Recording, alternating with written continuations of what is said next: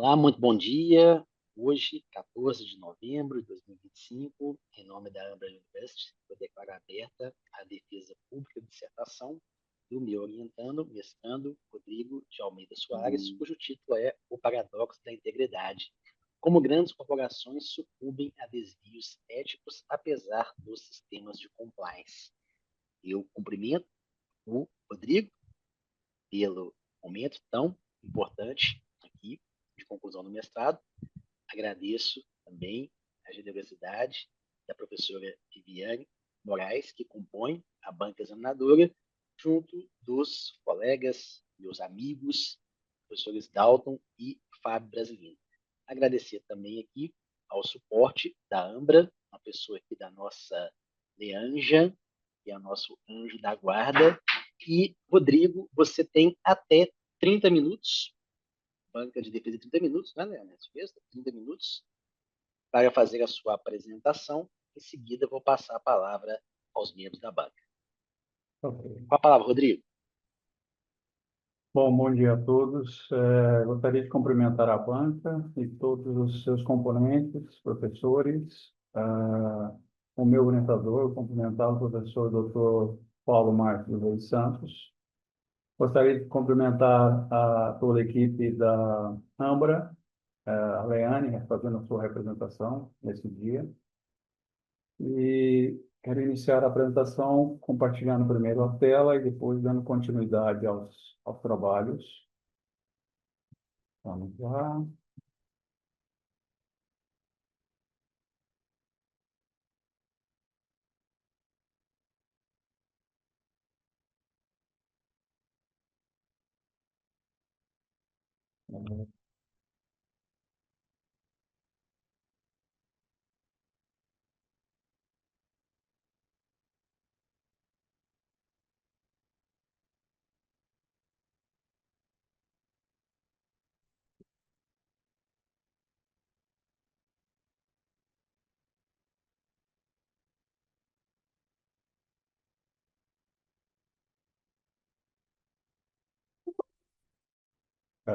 Todos conseguem visualizar a tela cheia? Sim. Não está no modo apresentação, não.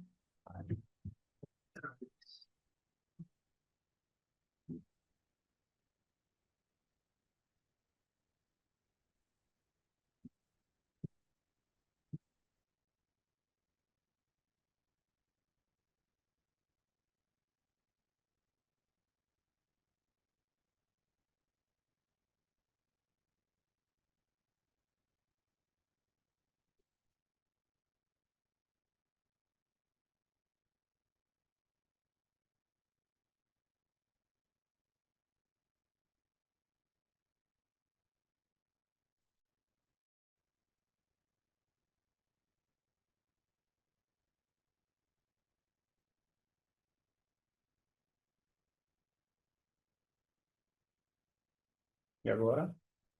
Agora sim, Rodrigo.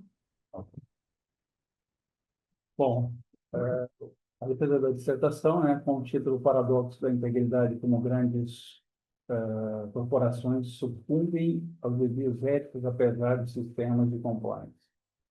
Meu orientador em toda essa etapa foi o professor Dr. Paulo Márcio Reis dos Santos. E antes de dar a introdução, eu queria dar uma contextualizada na temática, né, da dissertação. Com o decorrer do tempo, né, os últimos cenários, ou cenário dos últimos tempos, tem se observado uma alarmante, ou até mesmo uma recorrente e insistente problemática em torno de alguns princípios éticos e morais. Quando nós falamos na questão de mundo corporativo, a gente está falando principalmente sobre as questões de escândalos nesses últimos períodos, né? A gente traçar uma linha aqui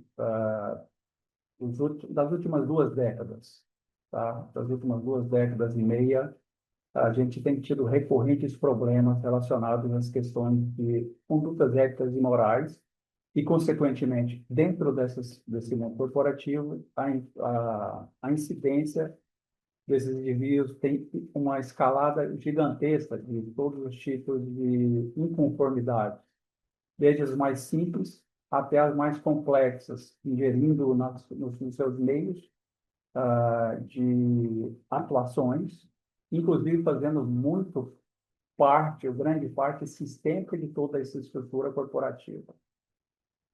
E isso a gente pode traçar tanto públicas quanto privadas, perfeito? Então, a partir desse momento, dessa observação, desse aumento, né, ou dessa percepção, houve-se um questionamento de, primeiro, haveria ou existiria nessas instituições, nessas corporações, algo ou que pudesse prevenir esses atos ou essas má condutas? Essas foram os primeiros questionamentos.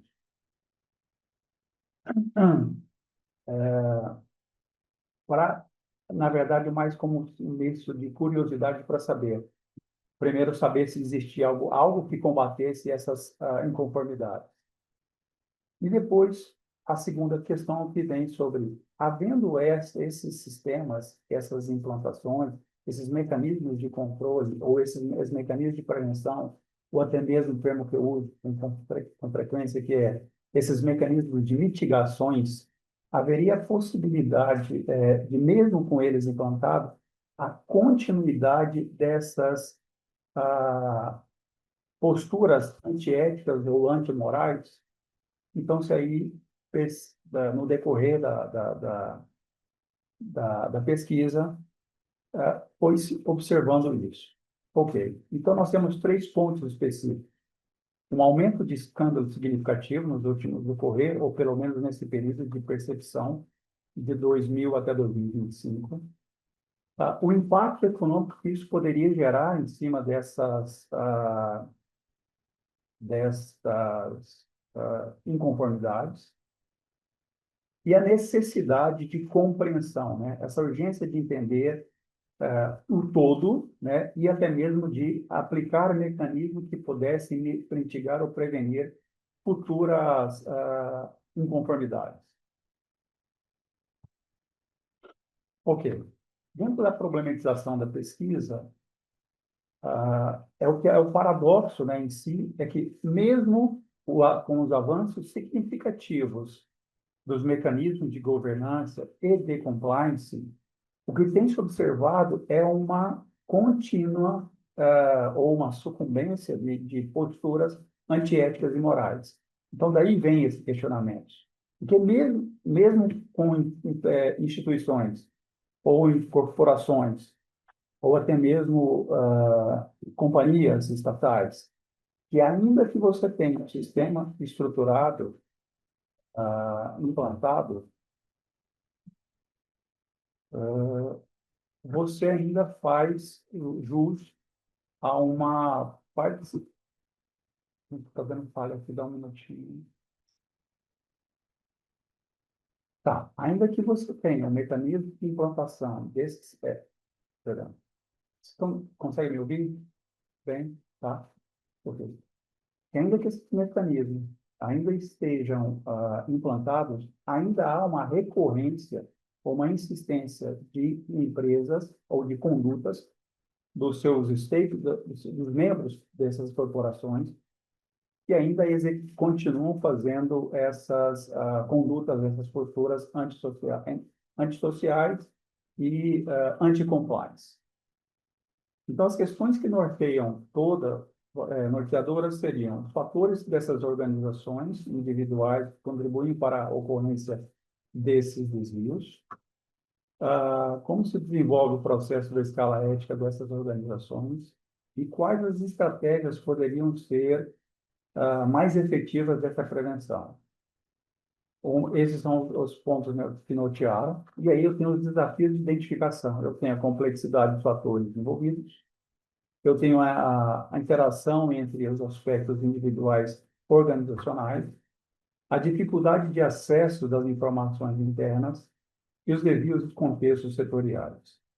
Dos casos emblemáticos, e aí eu faço um corte dos mais recentes, né? Nós temos aí a questão da Petrobras em 2014, o caso do Dieselgate com a Volkswagen em 2015, a questão do Facebook na época, e hoje atualmente Facebook Meta, né? Em 2018, algumas violações, e o caso da loja americana mais recente. Esse ainda não transitado em julgado, ainda está em aberto, porque ainda está em fase recursais e de apurações de algumas especificidades desse caso. Ah,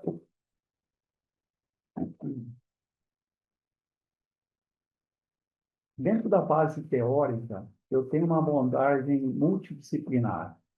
O que se observa é que, para tentar buscar o norte que pudesse responder essas informações ou responder às dúvidas que surgiram no decorrer da pesquisa, a multidisciplinaridade ela foi fundamental para que pudesse trazer uma luz frente aos problemas específicos ou às especificidades específicas que se apresentaram dentro do decorrer da pesquisa. E aí a gente tem a questão de a teoria da agência, uma das multidisciplinaridades que eu trouxe aqui citando, né, como conflitos de interesse entre os entes acionistas e os gestores, e até mesmo os stakeholders.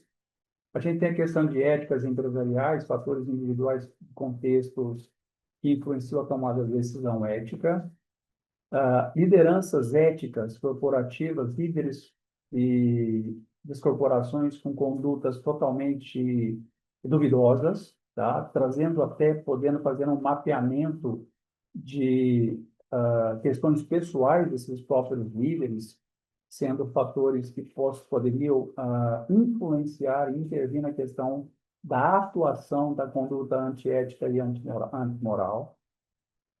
Uma criminologia organizacional dentro das corporações. É lógico que ela nasce com pequenos desvios e, a partir de um certo tempo, isso vai se enraizando dentro das corporações e aquilo que eram pequenos deslizes passa a ser considerado algo empenhado dentro do meio operandi dessas corporações e fatores morais, né?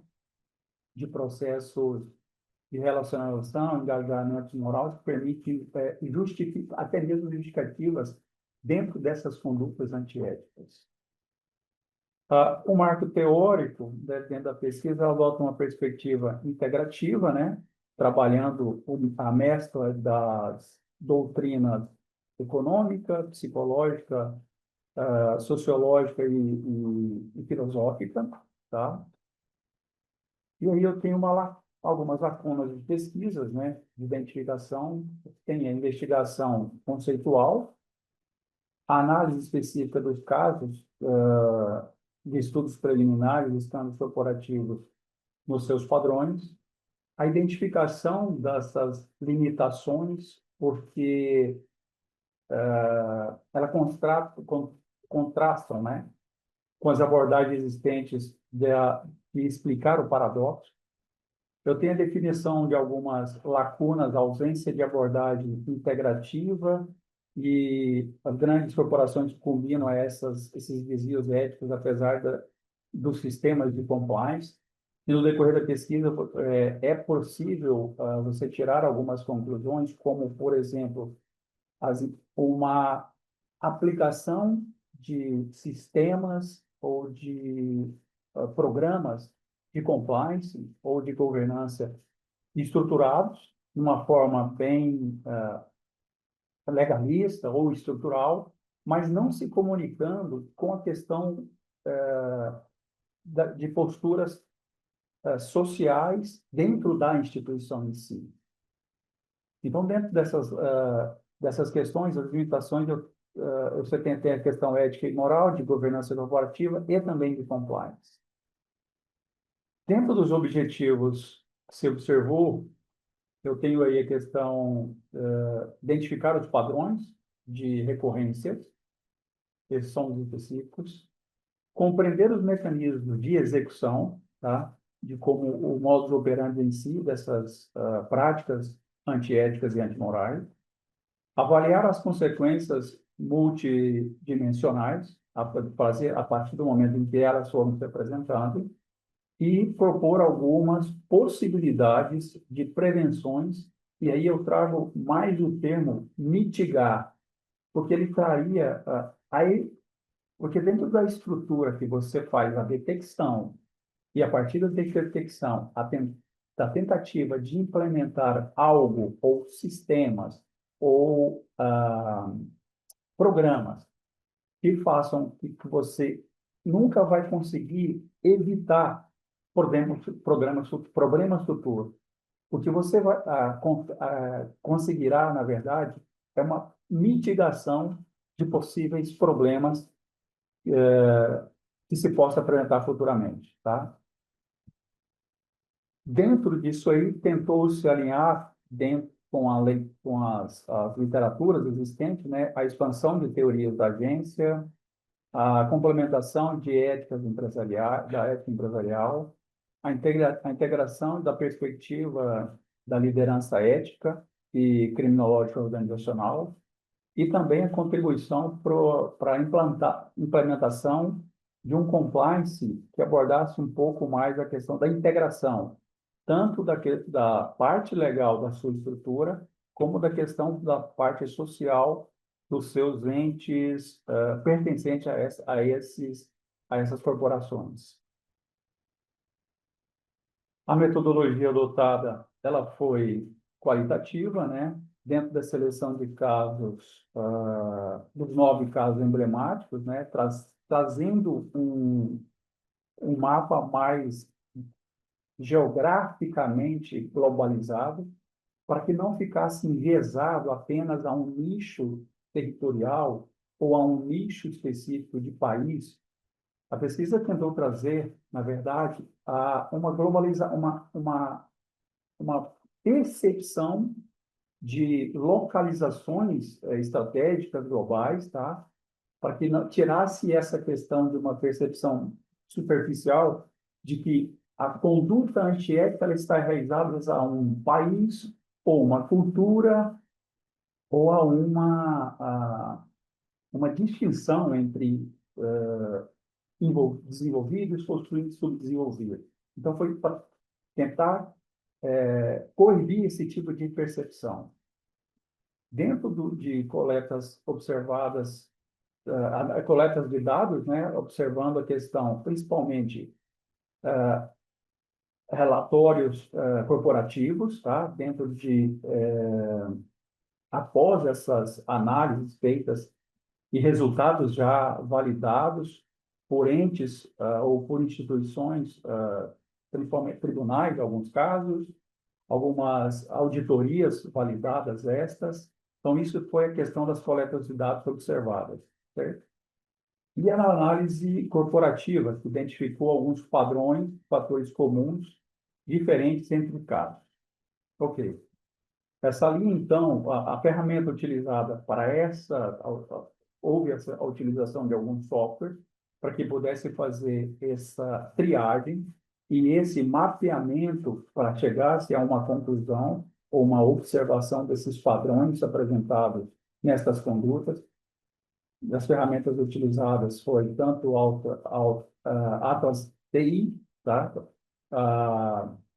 O NVivo, o Table e o Max Fiddle, que foi as ferramentas que fizeram essa junção de percepções dentro desses resultados apresentados na palestra, perdão, na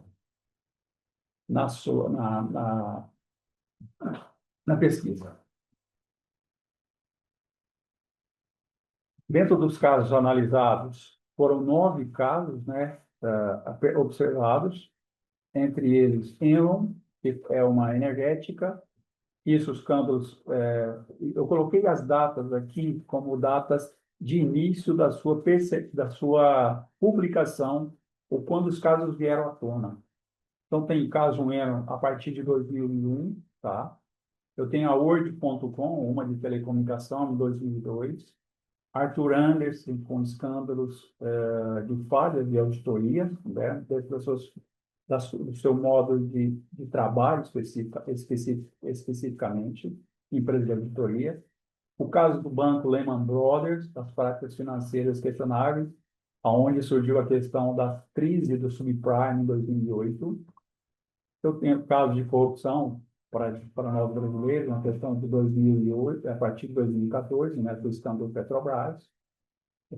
O caso da Volkswagen, uma montadora, uma automotiva, com o caso específico do Dieselgate, tá?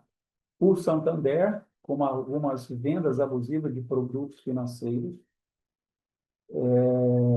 A questão da Meta, né, com a violação de privacidades e, mais recente, né, mais atual, a questão das lojas americanas, com algumas práticas duvidosas em relação aos seus balanços contábeis.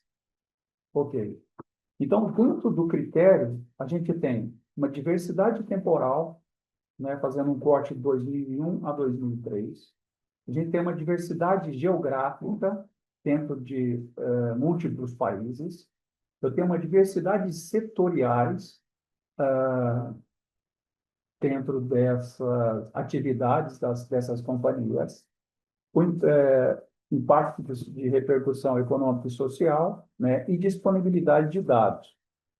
A escolha delas também se revelou a questão que eu não trouxe aqui na apresentação, mas a questão de valores, né? Se vocês observarem a questão dentro da própria dissertação, a monta de casos dos escândalos, ela está sempre em casos de bilhões, tá? As cifras em relação aos escândalos são montas de bilhões de dólares. Dentro dos resultados em que foram observados, né, há uma recorrência identificada, são os fatores individuais, traços de personalidades, narcisismo e maquiavelismo. Isso foi percebido principalmente dos seus gestores, tá? Traços muito narcisistas e muito maquiavélicos, tá certo? Dentro desse traço de percepção desses, principalmente dos CEOs e CFOs dessas instituições. Uma racionalização moral e até mesmo justificada. O que eu quero dizer com isso? A percepção de que essa racionalização, com o tempo, esses atos anti-compliance, eles foram realizados de uma forma que fazia parte da forma como essas empresas operavam. Isso já fazia parte dentro da sua forma de agir.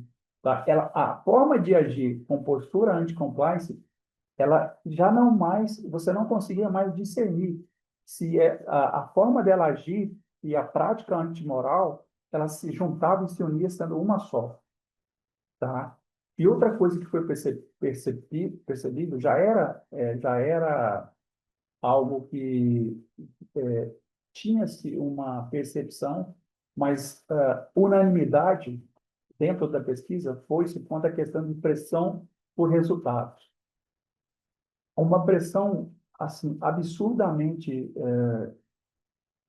e até mesmo uma pressão absurda em relação à questão de metas a serem atingidas por essas empresas, metas muitas vezes não possíveis a serem cumpridas, tá? Mas ainda assim, essas pressões foi se demonstrado como sendo um dos fatores dos quais levaram muitas vezes a condutas antiéticas e antimorais. Outros fatores que foi observado, a questão de fatores da organização, né? Uma cultura organização tóxica. Quando eu tenho fatores individuais, como o exercitado, eu tenho naturalmente a cultura a cultura tóxica sendo realizada pelos seus líderes, e aí a cultura vai de cima a baixo, totalmente tóxica, falha, né, das lideranças quanto quesito ético, a fragilidade da governança corporativa dentro da sua instituição como sendo ferramenta estrutural e sistemas e mecanismos de compliance meramente simbólicos. é o que se observou dentro dessas instituições analisadas pela pesquisa. Fatores contextuais, como pressão de mercado, expectativas irrealizáveis. Isso dá também na questão de promessas de resultados muito absurdas, muito inatingíveis. Ambientes regulatórios permissíveis, muitas das vezes, e normalização de práticas questionáveis dentro de cada setor ao qual essa companhia ou essa empresa faz parte. E aí eu tenho, dentro de um segundo resultado, que eu trouxe dentro da transação, o modelo de escalabilidade dessas posturas antiéticas e antimorais. Primeiro, o primeiro degrau é uma normalização, tá, de pequenos desvios, passa a ser racionalizado dentro da organização.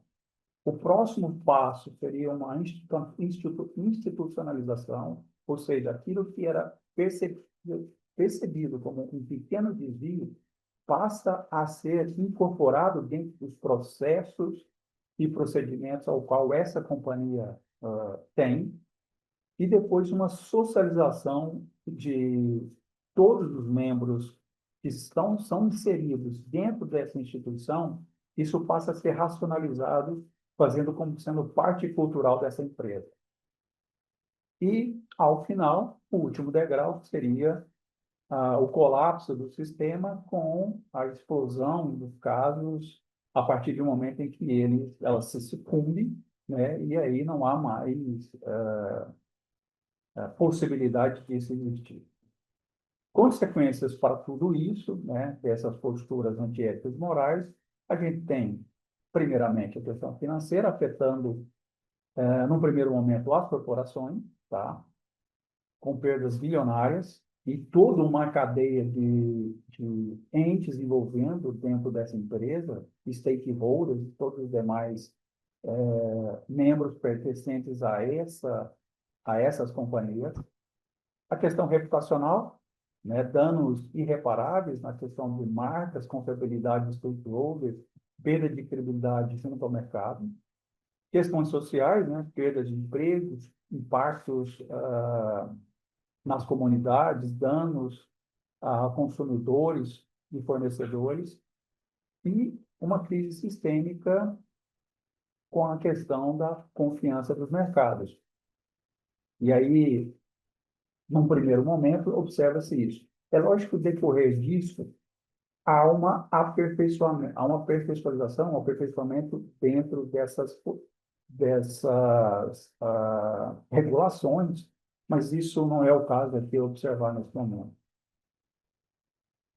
As lições aprendidas dentro disso aí, a gente tem a questão de uma governança que precisa ser fortalecida, né? Implementação de mecanismos de controle mais robusto, a garantia e independência de conselhos administrativos, o aumento de transparência nos processos decisórios, uma cultura enraizada e fortalecida e constantemente retificada, tá? Para a promoção da questão ética, valores dentro da organização, e compliance mais efetivos. Porque o que se percebe dentro dessas corporações que ocorreram esses casos é que, ainda que o compliance existisse, ele era mais como sendo uma ferramenta de entrega para cumprimento de alguma normatização, mas não fazendo parte de uma cultura que realmente aplicasse essa questão da estruturação de um compliance. E a conclusão que se pode tirar dentro delas é uma uma complexa interação dentro dos fatores individuais, organizacionais e contextuais, né? Sistemas de compliance não são suficientes para mitigar essas questões de inconformidades, quando há uma cultura ética genuína e liderança íntegra. A pressão por resultados frequentes, inatingíveis, né? Metas inatingíveis. Isso foi percebido dentro da pesquisa e isso acaba afetando diretamente na tentativa de atingir essas metas inatingíveis, a conduta de posturas éticas e antimorais, tá? E a questão do desvio ético seguindo padrões em escalas, as quais eu mostrei no slide passado, evoluindo desde uma pequena transgressão até mesmo ao final da explosão de tudo isso com grandes escândalos. Bom, perdão.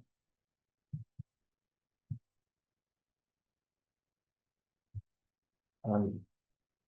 Bom, foi essa a apresentação. Eu finalizo aqui a minha parte e é isso. Obrigado, Rodrigo. Passo a palavra agora à professora Viviane para fazer aí os seus comentários. Rodrigo, você aguarda a professora concluir. Tem aí na mãos caneta e papel. Professora Viviane, bom dia mais uma vez. Satisfação em tê-la. Passo a palavra. Bom dia a todos, muito obrigada, professor Paulo Márcio, pelo convite. É sempre um prazer estar aqui. Cumprimento os membros da banca, professor Dalton, professor Fábio Brasilino, que eu não conhecia ainda. Cumprimento o candidato, né? E gostaria de antemão, cumprimentar o candidato por um trabalho de qualidade, né? Um trabalho que traz inúmeras coisas com as quais eu ainda não havia mantido contato, que tem uma pesquisa de marco teórico sólida, uma preocupação teórica interessante, inclusive, né, para desenvolver os marcos teóricos nos quais ele coloca a sua pesquisa. E eu já devo dizer que na apresentação ele acabou exaurindo parte das minhas questões, né, que eu tinha algumas questões estruturais que o candidato já exauriu. Em termos formais, eu só faria ali um pequeno reparo que logo no começo do trabalho existem algumas referências que estão em parênteses e não deveriam estar em parênteses porque fazem parte do texto, são coisas simples que uma revisãozinha básica resolveria, né, isso daí, mas também não retira do trabalho a sua qualidade. E partindo direto para as perguntas, eu tenho aqui quatro perguntinhas que eu elaborei em função até mesmo do fato de que eu não sou especificamente uma especialista em compliance. Mas eu pediria ao candidato que primeiro explicasse para a gente o que são esses pequenos desvios éticos, né, dentro da organização.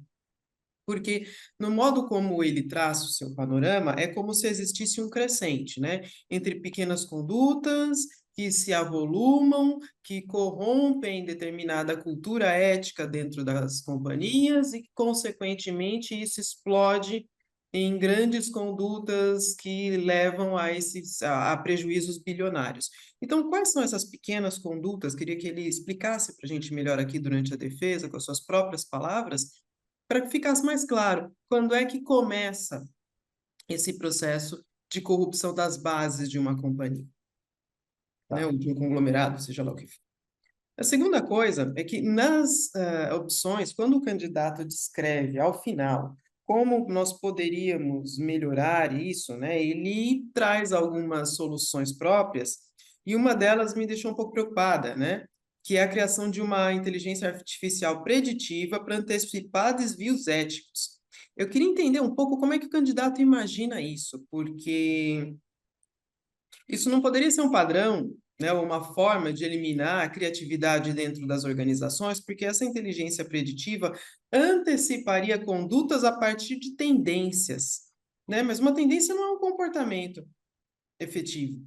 Ou talvez eu esteja equivocada aqui ao compreender o que o candidato quis dizer. Eu queria que ele explicasse e aí retomasse, porque na apresentação não houve tempo, né? Quais são as soluções que ele propõe aqui? Porque existem, se não me engano, 4 soluções propostas no trabalho para reduzirmos o risco desse tipo de problema. Outra questão, né? O candidato fala da teoria institucional dentro do seu marco teórico, e eu queria que o candidato explicasse melhor como é que a teoria institucional se encaixa dentro desse marco teórico, que é uma coisa que me interessa bastante. Por fim, uma coisa que eu fiquei curiosa também, minha quarta e última pergunta, minha arguição é basicamente uma arguição para entender melhor o trabalho, né? O que seria essa abordagem holística e adaptativa para fomentar práticas éticas? Isso está muito ligado à minha pergunta sobre as suas conclusões, né? O que é essa perspectiva holística adaptativa para fomentar essas atividades éticas e reduzir os problemas de compliance que geram esses escândalos, né? Quando eu vi a expressão, eu falei, nossa, isso aqui parece interessante, parece um caminho novo, inclusive, algo que possa talvez dar um doutorado lá na frente, não sei. Mas então eu queria ouvir o candidato sobre essas 4 perguntas que me despertaram interesse dentro do seu trabalho e mais uma vez parabenizá-lo por um trabalho muito bem estruturado, muito bem escrito, muito bem feito. Parabéns. Ok. Eu passo a palavra. Professora, vamos lá. O início, a questão do início dos primeiros desvios, né? Ele começa dos pequenos até chegar aos grandes desvios. Quando você trabalha dentro das corporações, você tem os seus chamados setores, né? Os departamentos específicos. Eu tenho lá os departamentos de compras, eu tenho lá a questão dos departamentos de... eu vou citar especificamente o departamento de compras. Quando você tem um departamento de compras, você consegue... quando eu falo de pequenos desvios, você tem que, dentro de uma estrutura de companhias, a questão dessas formas que esse departamento de compras ele deveria agir.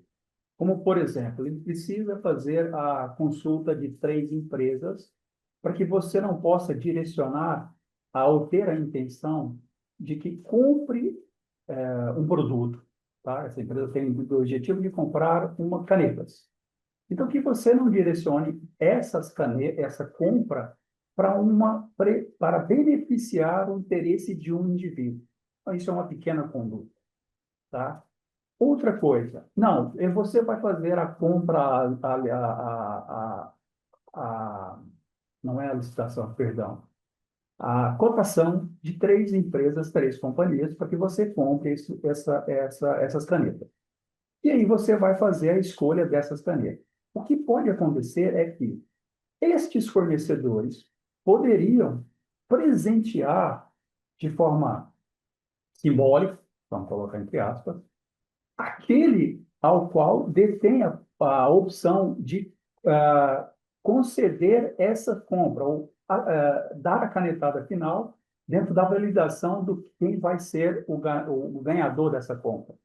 Então, essas são os pequenos desvios, as pequenas desvios de condutas em que eu cito aí que ele cresce nesse momento. É lógico que mesmo que eu tenha a estrutura de como agir, como não deve se agir dentro da companhia, existe essas pequenas fissuras que, a partir do momento em que o indivíduo que está à frente e tem essa possibilidade, esse poder de tomar essa decisão, atua de uma forma antiética, isso começa a se enraizar. Então, essas são as pequenas condutas que eu cito. Isso eu estou trazendo de um departamento de compras, certo? Por exemplo, dentro do compra...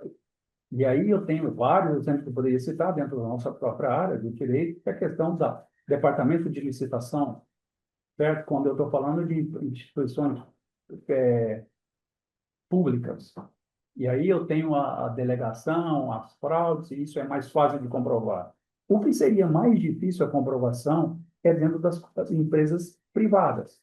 Mas e aí eu tenho a questão dessa estruturação. Mas voltando à pergunta, dentro dessa primeira pergunta, então esses seriam a percepção desses pequenos desvios. O detalhe é que uma vez que você tem um setor fazendo isso, naturalmente outros departamentos já percebem uma forma, e aí é possível você verificar, que isso começa a se enraizar de uma forma estrutural. Isso vai se passando para outros setores, para outros departamentos, aonde você vai tentar o quê? Aquele que está à frente desse departamento vai buscar um benefício para si. Entendeu? Que diferente é tudo isso. Bom, essa é a percepção dentro da resposta. A segunda pergunta, agora eu me perdi. A segunda pergunta, a senhora pode repetir a segunda pergunta que eu me perdi, que foram Sim, quatro. é sobre a inteligência artificial Ah, tá. preditiva. Isso. Ela não quando eu falo da inteligência artificial, da utilização, por exemplo, de blockchains, que são ferramentas dentro até mesmo hoje, ela mescla muito a questão dentro da criação de ferramentas de criptomoedas, mas ela não tem esse objetivo. Isso foi para futuras pesquisas, tá? Uhum. Na apresentação eu coloquei, futuras pesquisas, você poderia colocar o seguinte: como essas ferramentas atuais e tecnologias atuais poderiam impactar de forma positiva ou negativa, né, nos sistemas de compliance, trazendo, poderiam auxiliar ou não. Isso não seria, o que eu trouxe de exemplo no final, seria isso. Futuras pesquisas poderiam analisar isso. Uma delas, por exemplo, é a questão de blockchains. Porque quando você tem um blockchain, você tem um P2P, eu tenho uma pessoa onde eu faço uma transação com a outra que eu estou fazendo um ponto A e um ponto B. E aí eu tenho essa relação desses dois pontos. Só que isso é transparente. Dentro de uma blockchain, você sabe o ponto A, quem é essa pessoa, e o ponto B, quem é essa segunda pessoa. E ela fica registrada em todos os atos onde você faz isso, fica registrado publicamente. Então, essa poderia ser, por exemplo, uma ferramenta a ser pesquisada que pudesse ser inserida dentro dos mecanismos de controle dessas instituições, tá? Ok.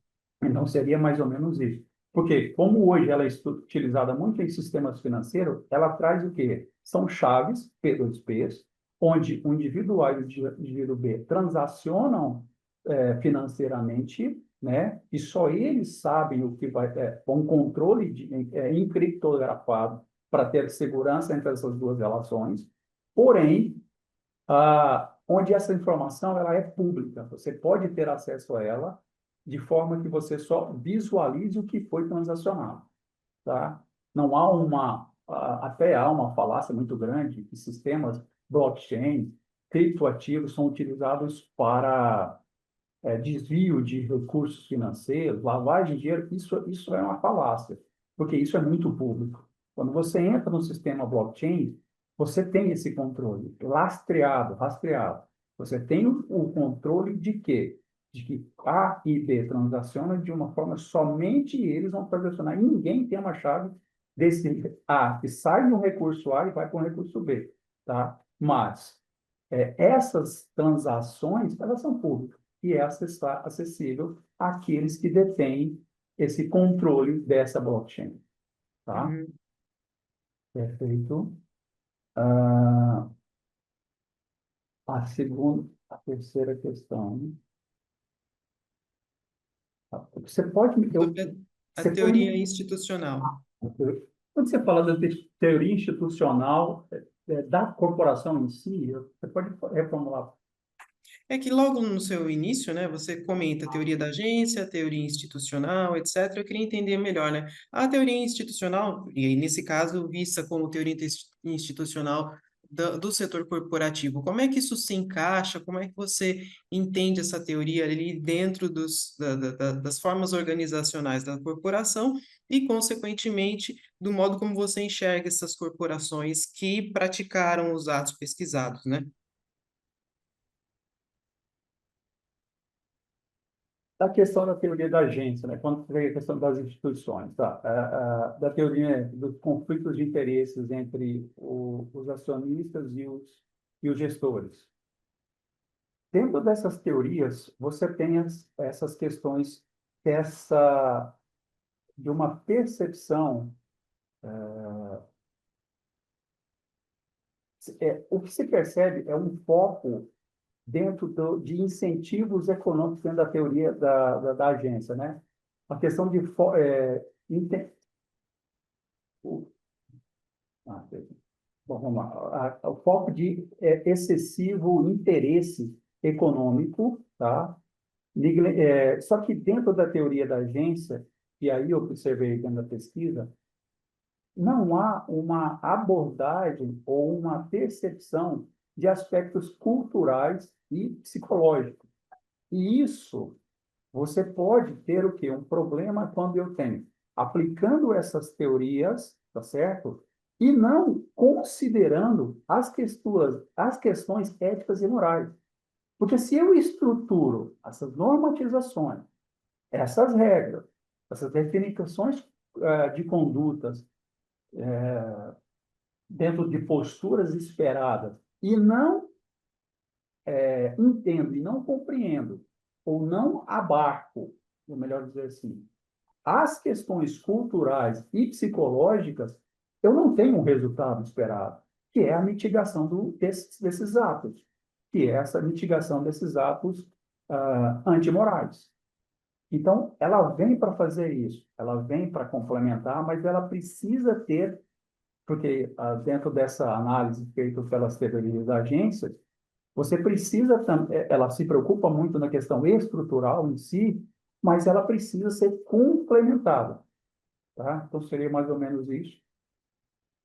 Da abordagem da ética empresarial, tá? A uma abordagem frequência normativa, mas com pouca atenção do mecanismo prático de implementação, de como fazer, de como trabalhar. E o principal, eu poderia, eu vou falar correção, mas está me fugindo da adjetivação correta. Mas essa prevenção, ela está numa recorrente análise dentro dos processos implementados, certo?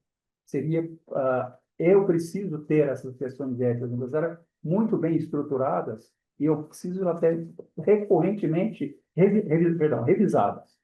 Elas precisam ser revisadas dentro dessa prática. Perfeito? E a última questão, eu estou dentro me continua novamente. Isso está nas suas conclusões, né? O que você Ah, pensaria ali como uma abordagem holística e adaptativa para fomentar as práticas éticas? primeiro, uma e aí essa é uma dúvida, e isso, para mim, é uma questão de futuras pesquisas, talvez, se você citou possível doutorado, por exemplo, na primeira análise, nas entrevistas das contratações dos líderes. Isso é fundamental, porque se mostrou dentro da pesquisa essa percepção de comportamentos narcisistas, né, e tóxicos dentro desses líderes. Então, você precisaria de, primeiro, uma criação ou uma construção de ferramentas que fizessem a avaliação melhor desses líderes. Então, essa é uma das ferramentas que poderia se construir dentro de uma aplicação de um compliance efetivo. Então, a partir do líder, tá? A observação, por exemplo, dentro da própria pesquisa, que você, por exemplo, que eu não trouxe aqui dentro da apresentação, mas está na pesquisa, que é o que a doutrina difunde muito, a questão do whistleblower, aquele que detém o apito, né? Se mostra na doutrina sendo uma excelente ferramenta, mas que na prática, vou fazer o corte, dentro do que eu observei, você das 9 empresas que foram pesquisadas, 7 têm nos relatos onde as pessoas tentaram fazer essas denúncias, mas, de alguma forma, a própria estrutura corporativa impediu que essas denúncias fossem analisadas ou dessem continuidade, tá? Então, também isso seria uma observação ou a criação de algum mecanismo, alguma ferramenta que pudesse auxiliar. E, por último, a questão da implantação de uma cultura sistêmica, insistente, que fizesse parte realmente da corporação, da empresa. uma cultura antiética e antimoral, com palestras, com workshops, com cursos, com treinamentos, talvez até mesmo com obrigatoriedade dentro da estrutura, isso se passasse, porque isso, no primeiro momento, só se observa se nos primeiros 2, 3, às vezes 4 semanas que o indivíduo ingressa dentro da corporação, e isso é descartado ou deixado de lado com o passar ou com o decorrer do tempo que esse indivíduo ingressa. E, principalmente, que isso faça parte da conduta das lideranças, principalmente das lideranças, porque uma vez as pessoas que estão nos níveis hierárquicos mais baixos observam que as lideranças atuam de forma ética e praticam isso e também buscam esse conhecimento, naturalmente isso torna espelho. É lógico que isso não é uma regra, isso não vai se cumprir como sendo uma isso são ferramentas. Então, essa é uma das ferramentas que se podem construir para esse objetivo de mitigação desses atos, dessas condutas anticompliance. Ok? É. Ok, ok, estou satisfeita, muito obrigada e mais uma vez agradeço pelo convite. Nós agradecemos, professora. Já passa a palavra ao professor Fábio. Agradeço a palavra, meu grande amigo Paulo Márcio, grande amigo de Minas. Eu tenho um carinho muito especial pelos mineiros, pela comida mineira, especialmente. Ô, Rodrigo, meus parabéns aí pelo trabalho. Você tem um trabalho excelente, ao meu ver, bem robusto. Obviamente, já estendo esses parabéns ao orientador.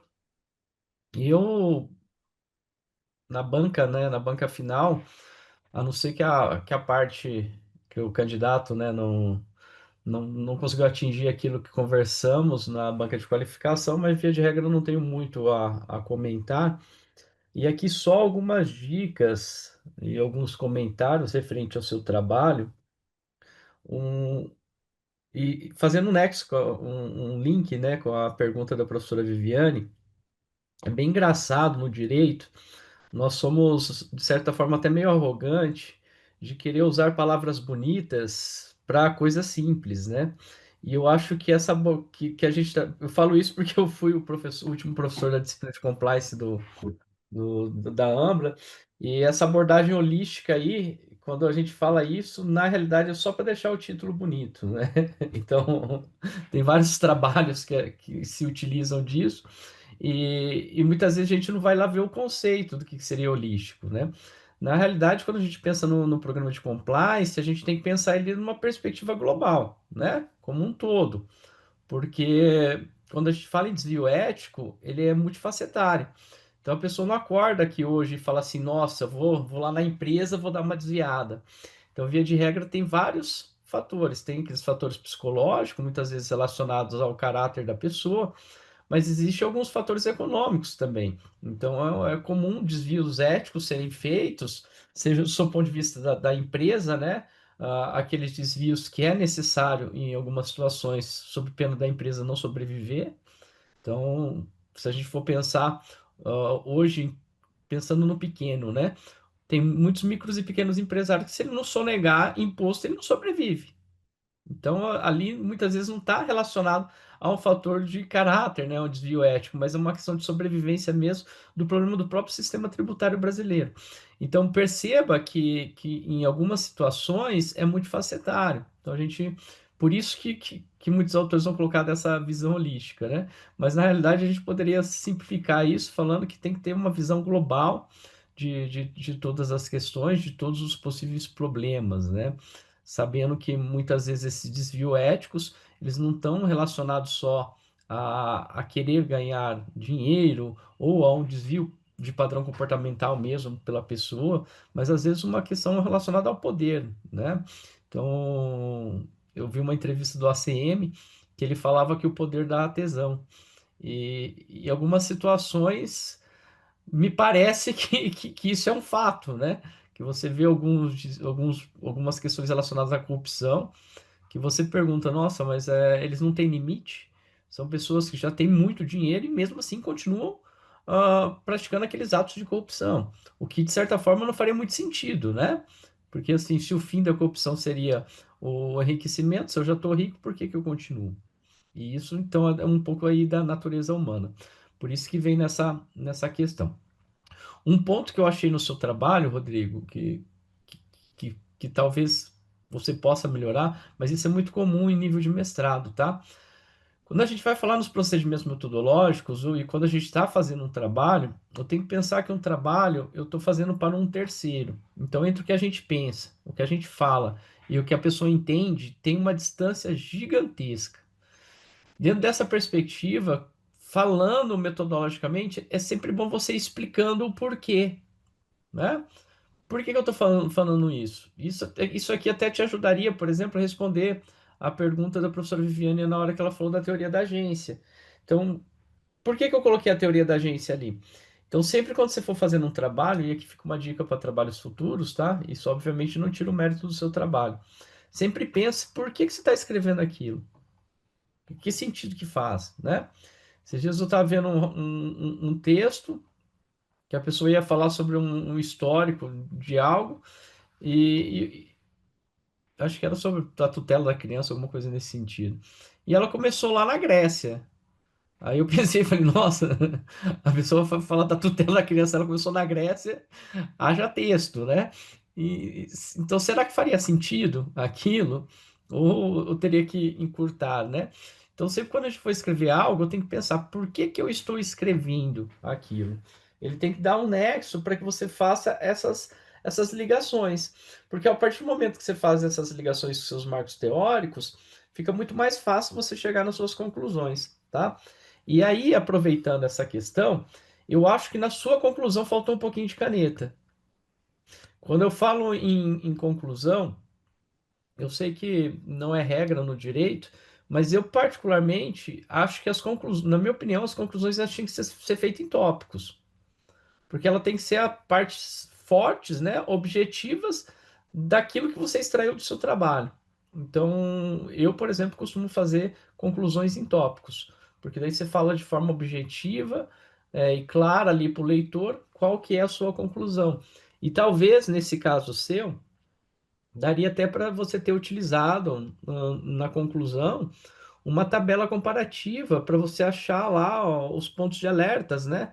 Ou como o pessoal do compliance gosta de dizer, os red flags. O que que você achou de incomum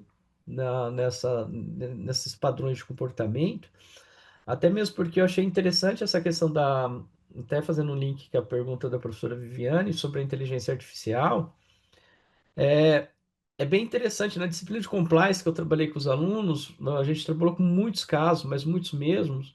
Analisamos o caso da Mariana, inclusive, também.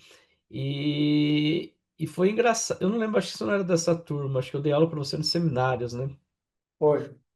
E foi engraçado que algumas pessoas que nem tinham tanto contato com compliance, nas últimas aulas, chegavam e falavam: Nossa, professor, mas o padrão comportamental de violação do compliance é o mesmo.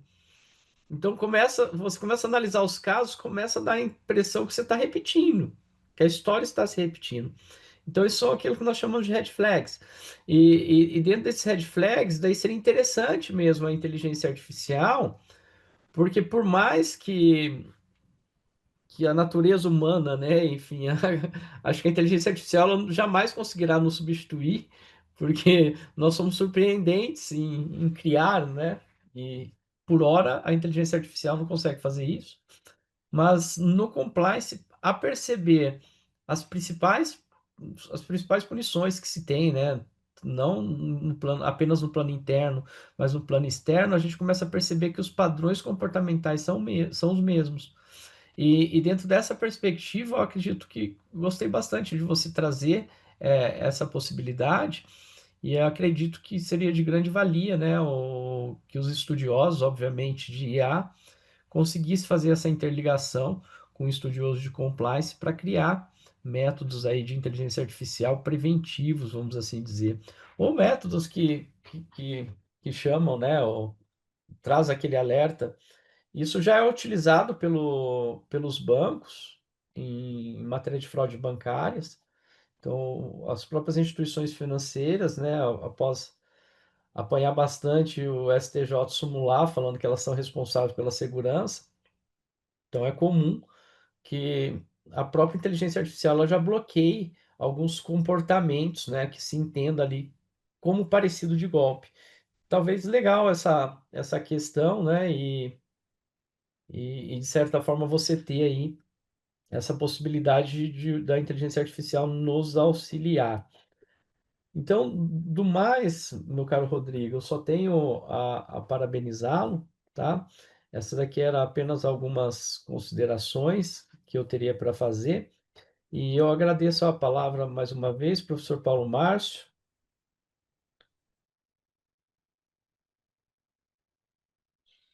Obrigado, professor Fábio. Né? Nós estivemos na banca de qualificação, foi até uma banca que parecia, né, já a defesa final. De todo modo, Rodrigo lhe passa a palavra, né, em virtude aí dos apontamentos feitos pelo professor Fábio. Professor Fábio, bom, realmente a metodologia, eu acho que acho que precisa um pouco dar um encurtamento, uma objetividade melhor, né, em cima da proposta. Eu acabei estendendo, porque assim, a gente você revisa e sempre verifica. Falei, olha, isso aqui eu precisava, é preciso ser um pouco mais objetivo, ou ser até o início da sua fala, um pouquinho menos formal, não é formal, mas não ser tão rebuscado quanto ao conteúdo, mas ser um pouquinho, falar um pouco melhor e a ser mais objetivo em cima do propósito, né? Do que você disse. A conclusão é o que você falou, a gente veio de cursos de graduações, de especializações, o mestrado é a virada de chave para o mundo acadêmico, principalmente para quem ingressa. Mas a conclusão, eu lembro que na própria banca você falou, Rodrigo, dá uma melhorada no seu título, não me atrai o título, a leitura do seu texto. E eu consegui, acho, trazer algo que pudesse atrair alguém a querer ler esse conteúdo. E eu lembro bem, você tinha falado da conclusão, eu ainda melhorei ela um pouco, mas a ideia de trazer esses, como se fosse um comparativo, trazer algumas ferramentas que atualmente nos pertencem e que possam ser utilizadas, eu acho que é de grande valia e contribui significativamente aí para uma conclusão mais coerente, né? Sim, eu concordo contigo, sim. Bom, tá anotado as observações aqui e agradeço mais uma vez, professor. Relembro que a tese surgiu lá na sua aula, né? Um pouco chateado porque a escolha foi do professor Paulo Márcio para me conduzir nessa etapa, mas agradeço pelas palavras, agradeço pela contribuição nos períodos em que tivemos presente aí na aula. Foi um divisor de águas, sim, as suas aulas, que nós passamos esse curto período. Hoje curto, mas no momento foi longo e extenso pelas novidades que nos trouxe dentro das aulas. Mas agradeço pelas palavras e fiz as anotações e farei as alterações conforme sugerido. Obrigado mais uma vez. Obrigado. Professor Dalton. Olá, boa tarde, bom dia ainda, Rodrigo. Obrigado, Paulo Marcos, pelo convite, professora Viviane, Fábio, prazer revê-los ainda aqui virtualmente. Rodrigo, parabéns pelo esforço, né? Acho que você conectar tantos casos diferentes exige uma análise detalhada, um cuidado. Você apresentou muito bem seu tema, né? Correlacionando, indicando como teve a evolução nesses casos de uma simples, entre aspas, fraude contábil na Enron até a evolução de como as coisas são hoje. Eu acho que você conectou muito bem os casos, então te parabenizo por isso. Fez uma análise detalhada, trouxe muito referencial teórico, eu gostei bastante do que eu vi, acho que você alinhou muito bem ali a questão da criminologia organizacional, da psicologia moral, da governança corporativa, você elencou muito bem os autores, e trouxe esse aporte teórico de forma muito bem colocada. Mas nem tudo são flores, né? Meu papel aqui não é só bater palma, também fazer sempre críticas construtivas, tá? E aí, de forma muito específica, o que eu senti falta de você indicar, você mencionou, isso também eu quero deixar isso claro, você colocou toda a parte teórica, mas você deixou de citar dois autores que, para mim, para a sua temática, são fundamentais, que é o David Cressy, com o Triângulo da Fraude, e o Wolfgang Hamilton, com o Diamante da Fraude. Esses dois autores, em qualquer, na minha visão, tá, em qualquer trabalho que envolva fraude, controle, tem que constar, né? Eles são duas grandes referências, com milhares de citações cada um deles, e você basicamente falou tudo o que eles dizem, né? Então você falou sobre a questão da pressão, da oportunidade, da racionalização, e aí e mais recentemente da questão da capacidade.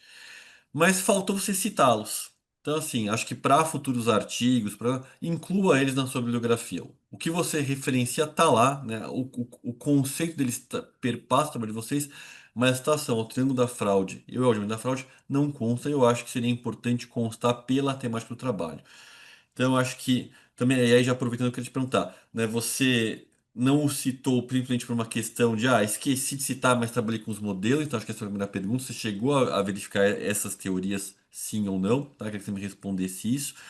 E também queria que você me falasse um pouco sobre, né, aproveitando um pouco o que o Fábio e a Viviane falaram, né? Se será que de fato, né, você colocou, tá, beleza, a gente coloca compliance, fala sobre compliance, etc.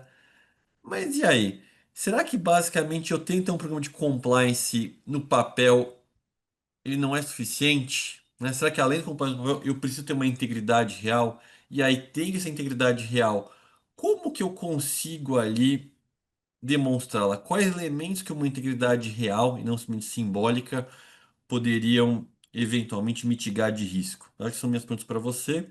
E eu também concordo com o Fábio, a gente tem um grande artigo tal que é não fale do Código de Hammurabi, né, Fábio? Ele sempre fala do lado do Luciano Oliveira, ele sempre fala, não fale do Código de Hammurabi. Por quê? Porque a gente no direito sempre gosta de voltar para o Código de Hammurabi, para a Grécia Antiga, né? E aí não tem nada a ver com nada, mas olha, eu fui lá na Bíblia e trouxe um exemplo bíblico. É ilegal? É legal. Para quem gosta de história, é muito legal. Mas às vezes não tem nada a ver com nada. Então é sempre aproveitar essa a fala do Fábio para falar sobre o Código de Hammurabi. Mas é isso. Então, só para deixar claro, por que você não citou o Crested e o Wolf? Se foi uma escolha sua não citá-los, ou simplesmente passou batido e tudo bem, aí é só você colocar num futuro artigo tal isso. E mais concretamente, tá. Compliance no papel e integridade real. Como que eu consigo, de fato, transformar o compliance que existia em empresas que você citou, ele existia, pelo menos simbolicamente, mas na prática, quando você ia ver, legal, mas era só uma salinha com nome bonito, mas não tinha nada prático. Como que eu faço essa integridade real?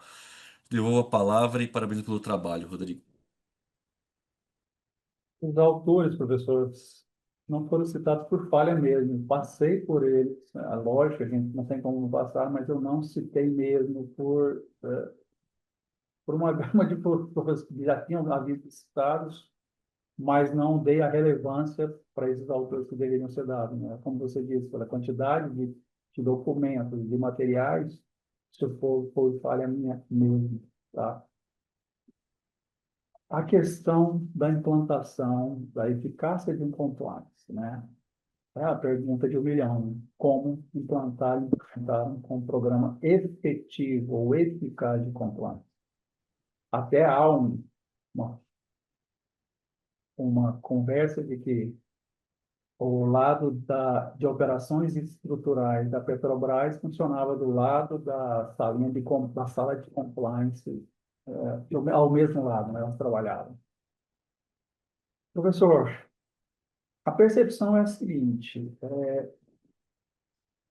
a gente vai falar aqui, eu vou trazer os exemplos do que pode ser, o que pode implantar, mas ainda assim, por tudo isso, há um fator humano por detrás de tudo, tá? Quando eu iniciei o meu primeiro momento em compliance, tentar entender esse conteúdo, havia uma resistência gigantesca, até que meu professor, querido professor meu,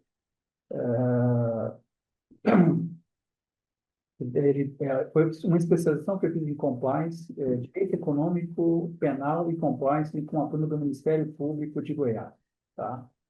Isso lá em 2018, período pós-pandemia. Não, bem pandemia. E esse professor meu, ele sempre citava essa questão. E assim, quando você entra nesse mundo do compliance, foi usada a primeira vez a palavra mitigar. Olha, você não vai evitar. Você não vai evitar. Isso não é possível. Você não cria mecanismos e sistemas de controles para evitar esses condutas éticas e morais. Isso vem do ser humano. Isso está inserido na estrutura cultural de uma pessoa. Tá? Contra essa, porque você entra num mundo complexo, você quer um mundo perfeito, maravilhoso. Você quer zero, isso não vai existir. Mas é possível você ter um mínimo de controle, tá? Dentro dessas estruturas. O que é percebido, o que se percebeu dentro da pesquisa, e agora voltando à pesquisa, é que havia uma estrutura, havia documento, havia uma formalização de um compliance, de um programa de controle, de um programa de conformidade. Mas esse programa era mais de como se fosse uma obrigatoriedade. Eu vou abrir um IPO de uma companhia. E aí eu tenho os quesitos da abertura de um IPO para uma companhia. Essa abertura de uma empresa para uma abertura de um IPO de uma companhia, ela tem lá requisitos a serem cumpridos. Um dos requisitos é que tenha programa de compliance. Ok. A percepção é que essas companhias, elas implantam esses programas meramente para cumprimentos formais de uma CVM, no caso do Brasil, que tem quesitos a serem cumpridos para que abra esse IPO. Uma vez implantado esse programa, não se observa eficácia, controles, não se observa históricos, não se há relatos informacionais de realmente como a atuação desses programas afeta dentro da instituição, como instituição e até como os membros participativos. E eu vou usar o termo generalizado, tendo stakeholders. Eu estou envolvendo aqueles que pertencem a essa companhia, aos sócios, acionistas e até mesmo aqueles empresas que estão abertas, de companhias abertas, bolsas, por exemplo, às pessoas que compram bolsas nos pregões. Então, não há uma eficácia, uma efetividade. Agora, tem um detalhe, que esses programas implantados, a alegação da maioria é o seguinte, os grandes empresários, e aí eu preciso de dados estatísticos, mas dentro do que eu já conversei é muito caro você manter um programa de compliance. E aí eu trago referências dentro da pesquisa, que não é caro, é mais caro não ter. É muito mais caro você ter uma Petrobras com um programa de compliance não eficaz e as perdas são muito maiores do que o gasto com a manutenção do programa e pessoas que efetivamente mantêm o controle de compliance. O que o professor Fábio citou é preciso observar também, porque há uma especificidade do Brasil que foge à regra, né, da grande maioria. A gente tem uma institucionalização tributária, muitas das vezes, se você conversar com a maioria dos contadores, o professor Dalto, além de todas as formações também, acho que tem uma formação contábil, não é, professor? Se você vai falar com um contador, ele vai falar para você, não é viável você abrir uma empresa no Brasil. Vários segmentos você não consegue, porque além das concorrências serem gigantescas, você tem a questão tributária que ela inviabiliza o funcionamento de qualquer empresa. Bom, mas é preciso implantar alguns programas de controle. E aí eu falar programas de controles para pequenas empresas, isso é inviável, ela não vai funcionar. professor Fábio uma vez até citou dentro das nossas aulas sobre isso. Como eu vou implantar? E aí foi o questionamento de alguns colegas nossos, né? Como eu implanto uma empresa, um programa de compliance? Eu falei, olha, você não implanta, é inviável, mas você pode criar culturas, você como proprietário dessa pequena empresa, com culturas, posturas, que permitam que as suas práticas possam ser consideradas éticas e morais. E isso pode se reverter, inclusive, dentro de um marketing publicitário da sua empresa. Porque o consumidor hoje, ele consome, vai se pagar um pouco mais caro, sim, mas se você precisar, se você for questionar qualquer pessoa, ele vai falar, eu vou preferir uma empresa que detém práticas éticas e morais. Eu estou falando, por exemplo, e aí a gente pode, vamos dar exemplo concreto? Abatedouros, grandes abatedouros frigoríficos, que se, vamos relativizar, porque, né, é, existem algumas coisas incoerentes ainda, e se for precisar a fundo, sempre vai haver um desvio. Mas, teoricamente, todas as pessoas que vão consumir uma carne, por exemplo, ou um produto animal, ele vai querer, por exemplo, que tenha uma certificação verde, de que essa propriedade cuidou-se, teve o cuidado efetivo com a questão do desmatamento. Esse seria um dos exemplos. Por exemplo, a questão da relativização de carros automotivos elétricos, mas sem se preocupar, por exemplo, com a textura do ISG. Que fator? Quem é que fabrica essas baterias? A mão de obra que produz as baterias.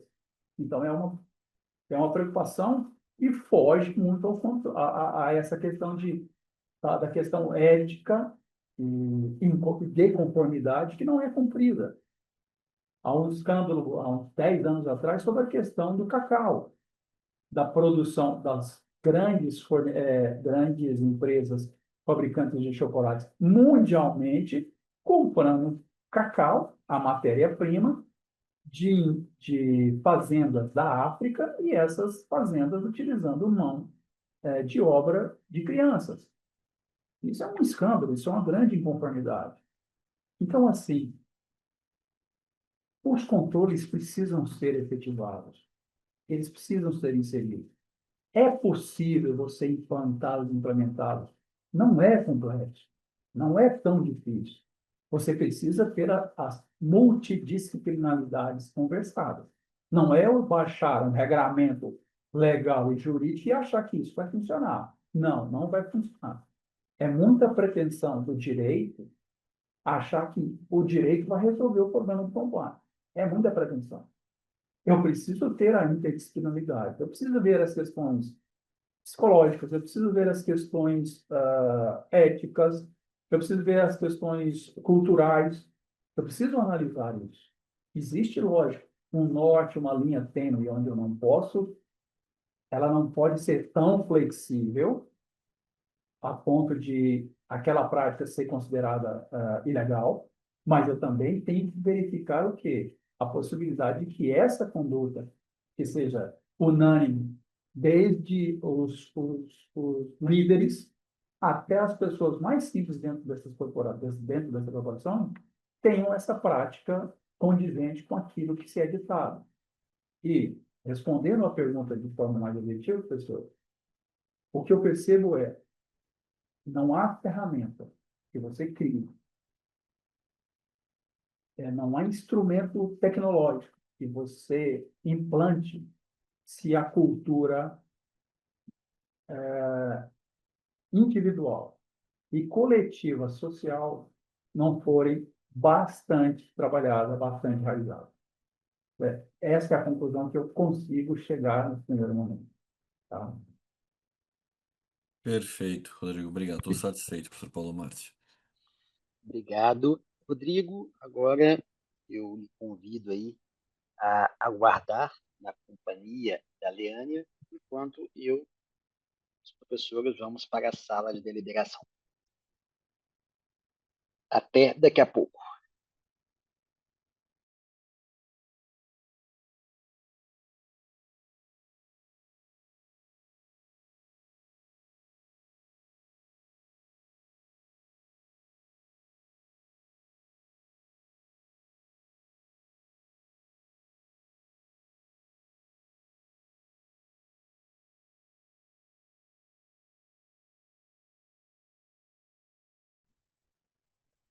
Oi, Rodrigo. Luana, Parabéns pela defesa, tá? Luana, Belíssima apresentação. eu estou muito nervoso, muito. Não saiu nada que eu planejei, ele saiu isso aqui umas 15 mil vezes. Sério, mas você apresentou muito bem. E É, nem deu para perceber que você estava nervoso, não. Muito, achei você bem seguro. é menos. Já passou. Foi árduo. Apanhei desse mestrado como ninguém, meu Deus. Mas, ao final, foi prazeroso. E desse mestrado me surgiu um monte de opções, de possibilidades, de, cara, precisar de um livro, continuação. Aliás, vocês não vão ter doutorado mesmo? Olha só, a gente está com. Em compliance, eu acho que a gente ainda não tem, mas a gente está com vários doutorados aí já em andamento. É sério, Alhambra? Sim, você não sabia? Ah, eu não tô sabendo disso, não. Já estamos com doutorado, olha só, a gente está. Vim de vocês, mas com uma empresa, uma escola no Brasil, mas era só fechada para o pessoal. Deixe-me ver, acho que a gente está com. Essa já. Agora começou a terceira turma, nesse período agora que iniciou agora em novembro. Ano que vem, que estão pensando em abrir aluno? Ano que vem, vamos abrir sim, ó, as inscrições já estão abertas. Está no Eu site? vou mandar aqui o link aqui para você, que é o doutorados. Não tem interesse.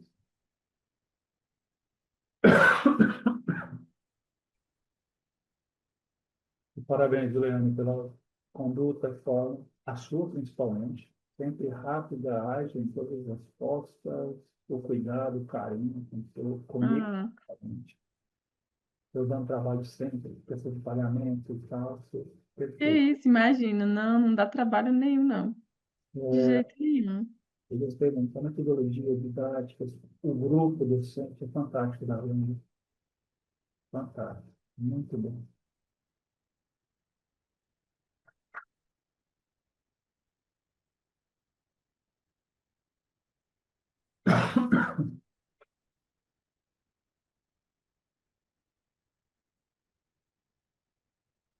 Você está em Orlando, né?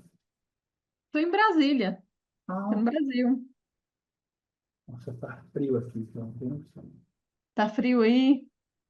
Eita, Segunda-feira fez 10 graus. caramba! Agora a gente está com 18.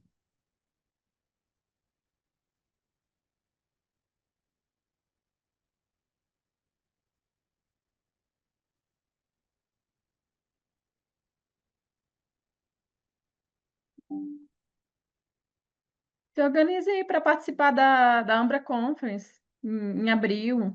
E cobram todas as vezes o reitor, esse é o nome dele agora, eu peço para mim. Alfredo, Francisco. Poderia você está do lado, qualquer desculpa. É o preço, é isso. Viver aqui não é fácil,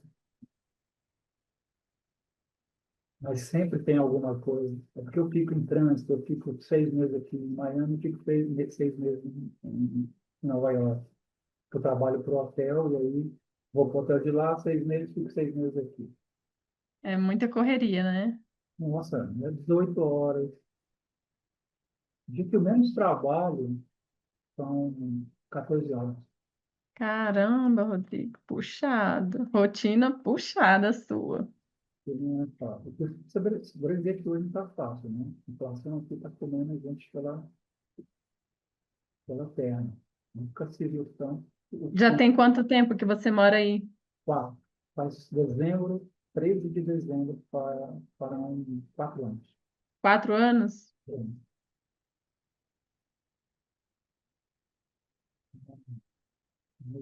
Daqui mais 4 eu volto. Depois isso aqui mais. Vai voltar? Eu não, no máximo 4 anos.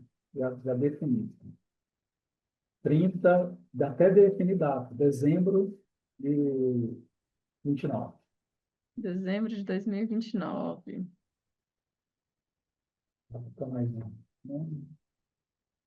que é bom, é porque existe segurança. E, ultimamente, não está essas coisas, tá? Ok, a era Trump está deixando a gente um pouquinho em choque, meio com medo. Não temeroso, Meu Deus. não temeroso. Muitos abusos, muitas inconsistências, incoerências em relação à análise de imigração. A gente tem um meio de falar em português ou em espanhol, na rua.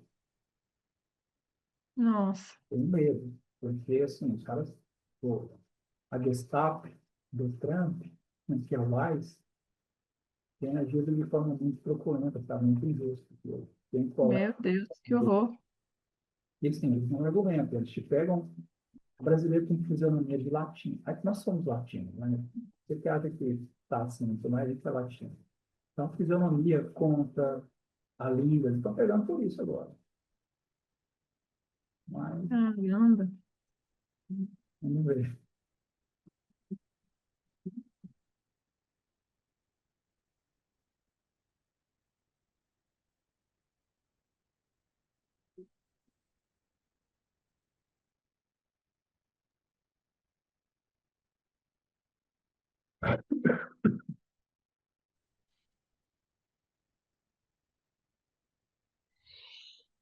Ok, voltamos. O professor Fábio está aí. Bem, Rodrigo, animado? Em Miami são 9h30 ou são 10? 9h30 agora, né? 9 mil, Então, duas tá, horas. então você tem mais sexta que a gente. Rodrigo, parabéns, né? Em nome da Ambra, eu declaro você mestre, aprovado. Comemore muito o seu trabalho, ele uma grande contribuição, né? Tema necessário, faz parte do lifelong learning, né? Hoje a Ambra também já tem doutorado, como a banca até, né, recomendou, dê continuidade aos seus estudos. É muito importante, até passou um tempinho, né, Rodrigo, da qualificação, a gente já conversado, você teve algumas questões, não sei se pessoais ou profissionais, mas, enfim, planejando, né, até contando com a gente aqui mesmo, né, nós estamos sempre aqui à disposição, né, não temos dúvida de que o seu trabalho muito contribui e é o coroamento da jornada.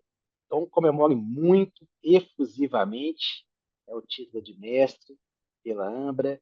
Agradecer a professora Viviane mais uma vez pelas contribuições, professores Dalton, professor Fábio, Leânia, muito obrigado. E vou deixar, Rodrigo, para você, né, as suas palavras aí finais. Gostaria de agradecer a professora Viviane Moraes, a convidada, né, na banca. Professora, muito obrigado pelas suas palavras e também suas contribuições. Professor Fábio Brasilino, de onde eu me inspirei na relação do tema, da tese, muito contribuiu para mim nessa jornada. O professor Dalton, a gente nunca esquece quando apanha, de forma muito carinhosa, tá, professor? Foi a minha primeira chamada de atenção em relação à tese, quando eu fiz o primeiro artigo com ele, Rodrigo, cadê as suas citações? Isso eu nunca mais esqueci, e vou levar comigo para os meus momentos acadêmicos, e foi muito bom. A gente aprende, né? Isso para mim foi muito construtivo. Leânia, com o seu carinho, seu cuidado, a sua atenção em relação eu, persona, como discente, sempre proativa, sempre prestativa, né? Todos os colaboradores, mas a Eliane foi com quem eu mais me contatei. Então, parabéns, Eliane, assim, eu agradeço e parabenizo a Ambra pelo trabalho, pela qualificada escolha de docentes para as atividades, para as disciplinas, para as bancas. E o professor Paulo, né? Que foi para mim o pai que conduziu o filho junto a essa jornada, sendo um farol muitas vezes, iluminando as minhas limitações, trazendo a luz a essa minha limitação intelectual adquirida no decorrer do tempo. Professor Paulo, muitíssimo obrigado por tudo, muitíssimo obrigado. E desculpa, muitas vezes, pelas não compreensões, pelas dificuldades e limitações, mas eu agradeço muito todo o carinho de todos os trabalhos, de todas as pontuações e ponderações que você trouxe para mim. Me engrandeceu e me enriqueceu muito como aluno, como mestre agora e também como pessoa. Muito obrigado. Parabéns. Desejo aí a todos, né, uma ótima sexta-feira, final de semana. Paulo, vamos tirar foto aí Pois primeiro. não. Espera Ela vai aí. bater a foto? A Leandra É, bateu ou foi você? tá muito Vamos apressadinho, Paulo. Você fazer é a mineiro, tem que foto. ser mais calmo. Mineiro não perde o trem. É verdade.